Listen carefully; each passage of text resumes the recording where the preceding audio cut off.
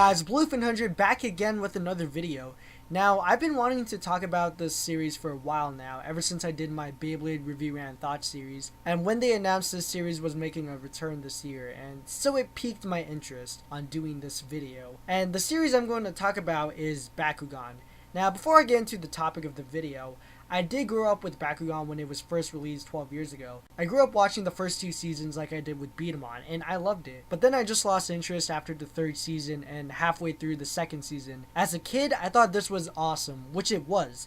But looking back at it, I just found it to be a knockoff of Beyblade and Digimon. Bakugan has always been sort of in the shadow of Beyblade, aka the original trilogy. And this actually took 2 years after the original Beyblade's conclusion in North America, so I assumed when Bakugan first came out here, people would think that this was just a knockoff of Beyblade or something because of the similar characters and elements they have. Also, Bakugan was like the poor man's version of Beyblade, kind of like Godzilla and Gamera or Transformers and GoBots. Unlike with various other animes, Bakugan did not have a manga. Well, sort of. It was released after the series release, and it only had one manga volume. Anyways, I'm probably sure you guys already know what the series is about. But if you don't know, well, I'll let the intro speak for itself. My whole world changed one day when all these random cards started raining down everywhere. At first, they seemed harmless enough, so a bunch of us kids invented this cool new game. That's when we realized those cards weren't so harmless after all. They were packed with incredible powers from another world. My name is Dan, and together with my friends Runo, Marucho, Julie, not to mention Mr. Hotshot himself, Shun, and Alice, we are the Bakugan Battle Brawlers! Bakugan, one goal, two worlds. Yeah, that's pretty much what they do throughout the series. But what they didn't mention in the intro, and I'm going to read this off from the wiki, is that the Battle Brawlers must assist in the battle between good and evil in a parallel universe. As they learn more about the cards, they discover more about the power struggle in the alternate universe of New Vestroia, and do their utmost to help the Bakugan there win the day.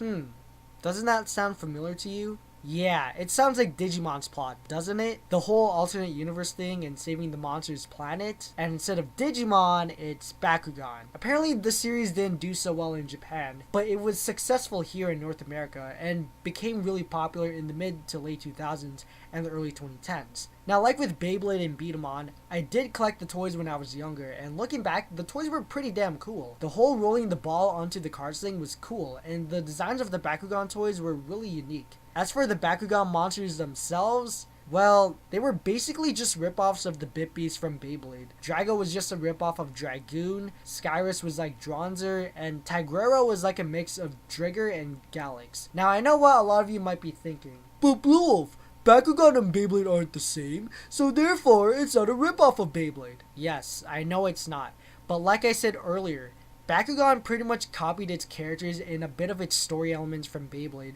and also copied its plot from Digimon. Dan is basically like a mix between Tai and Tyson. As for the other characters, well, you probably should know what they're similar to with the Beyblade characters, and hell, maybe the Digimon characters. Now, Bakugan had 4 seasons, which were Bakugan Battle Brawlers, or just Bakugan, and sometimes referred to as Bakugan Season 1, New Vestroia, Gundalian Invaders, and its final season, Mectanium Surge, which apparently never aired in Japan, but was only aired in Canada and America. The series aired on TV Tokyo in Japan, Cartoon Network in America, and Teletoon in Canada, which is where I watched it. When the series was brought to North America, it was dubbed by Nelvana, the same company that dubbed the original Beyblade trilogy and the Beyblade Metal Saga. They also dubbed the Powered by Beyblade series, but who cares about that garbage? Anyways, in the dub of Bakugan, a lot of the characters also did voices for Beyblade, like Dan, who is voiced by Scott McCord, is the same voice as Tetsuya, aka the worst character in Beyblade. Drago, who is voiced by Jason Deline, voices Benkei. Shun, who is voiced by Zachary Bennett, is the same voice as Leon from Gay Wheels and Gay Warriors Gay Raiders. Runo, who is voiced by Julie Lemieux, voices Mariah, Dizzy, Miss Kincaid, Osimo, Kenta's fat friend, and voices the extras in Beyblade. Marucho, who is voiced by Joanne Venicola, voices Johnny. Julie, who is voiced by Katie Griffin, voices Matilda, Ashley, and Hikaru, and finally Masquerade, voiced by Leon Smith, voices Andrew, Kevin, Michael, Romero, and Kyoma. I actually never noticed that until I got a little older. Like various other animes, since the series was successful, it produced, of course, various seasons, video games, toys, merchandise, etc., etc. And for some reason, they even made these bizarre combinations between Bakugan and Marvel. Yeah, remember those? It also had a spin-off series called Bakutech Bakugan and a second season called Bakutech Bakugan Gaichi. Unlike its predecessor, this one actually had a manga series and became an anime later on. I don't know why this wasn't brought here to North America, but who knows. But regardless, nobody gave a shit about that series. Just like the Powered by Beyblade series. The Bakugan theme song was pretty good, and the artists who did the Bakugan theme are the same people who did Rise Above the Storm from Beyblade. They would keep using the same theme song for each season, and I'm glad it was different from its original Japanese version and wasn't just a translate English theme, aka what the Beyblade Metal Saga did. Now with Bakugan, they had different elements, or worlds as they would call it, like Pyrus, which is fire, Chaos, correct me if I mispronounce it wrong, which is light, Aquos, which is water, Ventus, which is wind, Subterra, which is earth, and finally Darkest, which is of course darkness. And these 6 elements are what the characters have for their Bakugan. Now, if you guys don't know the characters, and if you weren't paying attention to the opening and don't know about them, their names are Dan, which is basically, like I said, a mix between Tyson and Tai, and he's the leader of the group. Shun, which is the rival and the lone wolf of the series. You know, like every other anime.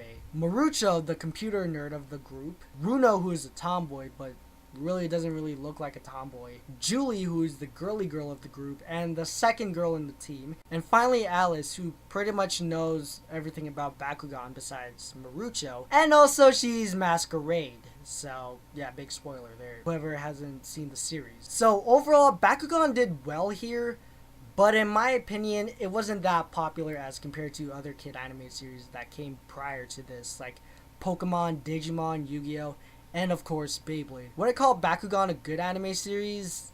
Not really, because it does have its flaws like Beyblade. Would I call it bad? No, of course not. I never thought it was good, and I'm not saying it's bad or terrible, but it was still enjoyable and entertaining to watch back in the day. So looking back, Bakugan to me is just a mediocre anime series. It's not as bad as the Beyblade Metal Saga, or hell, even the Powered by Beyblade series. It's just okay. It's not bad, it's not really good. It's just okay. I give the original Bakugan series a C+. It's one of those anime series that I grew up watching, but looking back, it's pretty ridiculous. Now, the Bakugan reboot, on the other hand, is